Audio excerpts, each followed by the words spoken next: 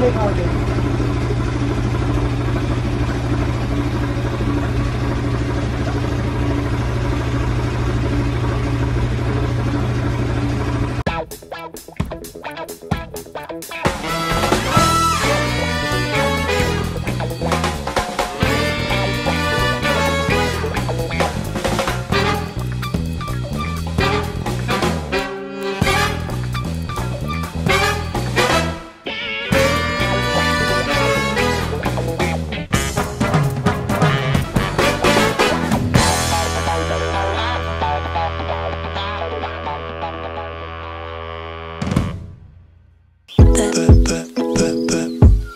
Siya nga pala, sa itong pag-uwi ko, kailangan karoon ng appointment sa dentista para sa ngipin ko. Mid-year pa sumasakit. Buti nga medyo gumaling, pero ngayon kailangan matingnan kung kailangan bunutin or kaya pang pastahan.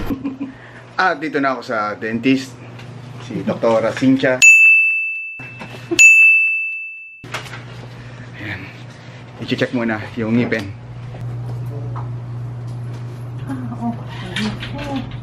Naanahan ka naman ng third molar. 12 seconds later. Walang x-ray dito. Saan ako pwede kami mag-x-ray? Okay. Okay. Request natin ang x-ray. Sige, salamat po, Doc. Thank you. Update, papa-x-ray. Titingnan kung may impacted tooth sa molar. Kasi hindi ka nagpapabunot. Ayan tuloy. Sus Mariosep.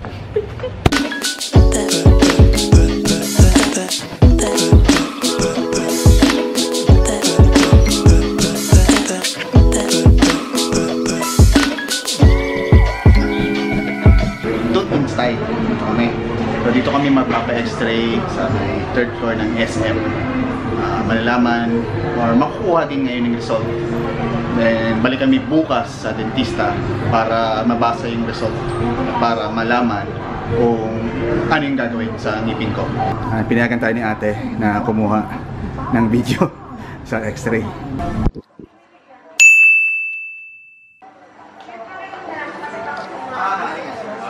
Wag na.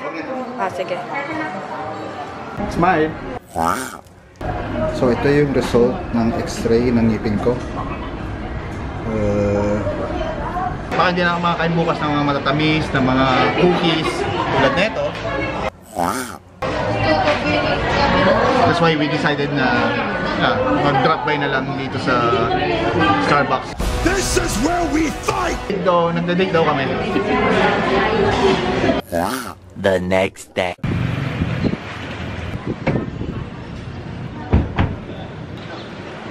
Resulta ng x-ray mula kahapon. Ayan, malalaman natin kung ano yung magiging hatol ng dentista. Pagbihirang bata.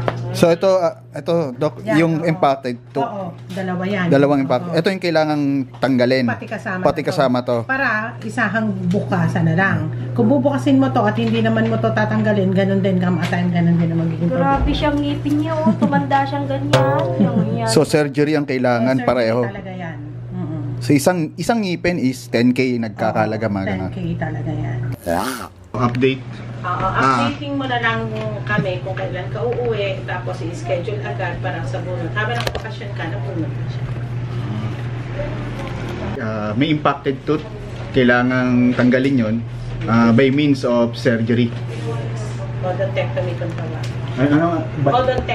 Odontectomy. Odontectomy. Yan, ganito yung, sabi ko na ganito yung ngipin mo. Yan siya, nakapasok pa sa loob ng bone.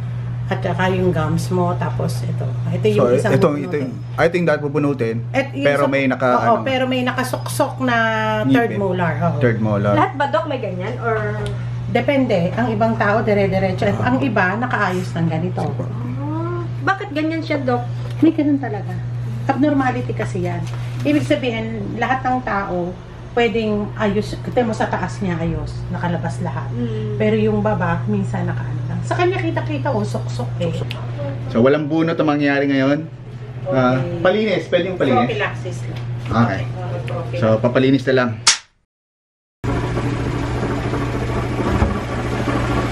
No problem.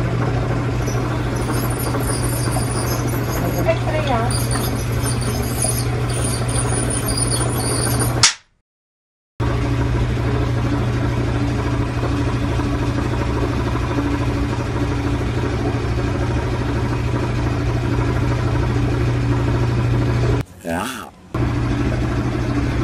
Ano? Rock and roll. Basta ganun na lang basta pagkano, sabi mo. Sige po, salamat. Salamat po, Dok. Salamat. Thank you. Yeah! I survived! Linis lang naman kasi. Kailangan ng surgery. Kaya kayo mga kids, ingatan nyo mga ngipin nyo. Dahil walang bunutan na nangyari, walang surgery pa na nangyari,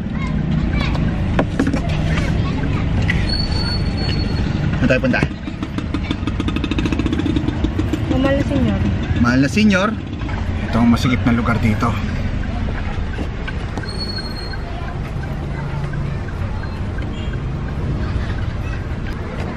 Ah!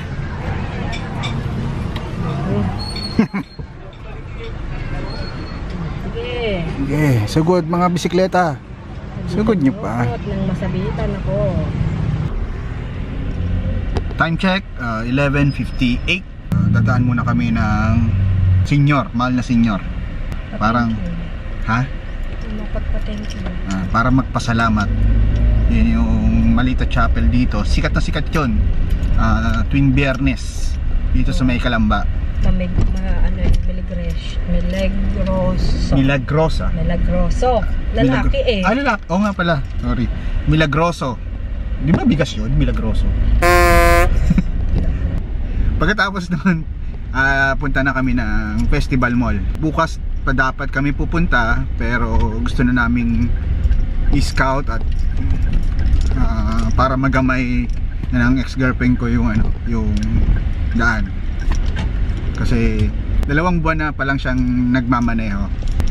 Ako, tagal nang hindi marunong magmaneho. Balikan ko lang kayo pag nandun na tayo sa festival.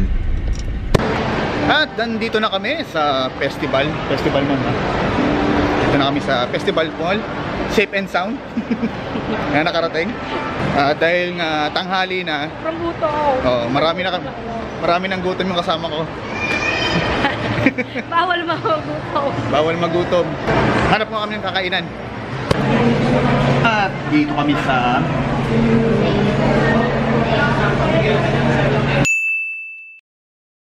Wendy's. Order namin burgers, french fries, iced tea, frosty. Kain tayo.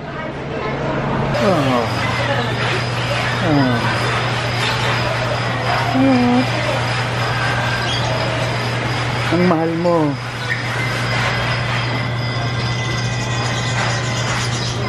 Kung 2,000 yun, pwede. 2,000 pwede. Para ka nagpaano dito.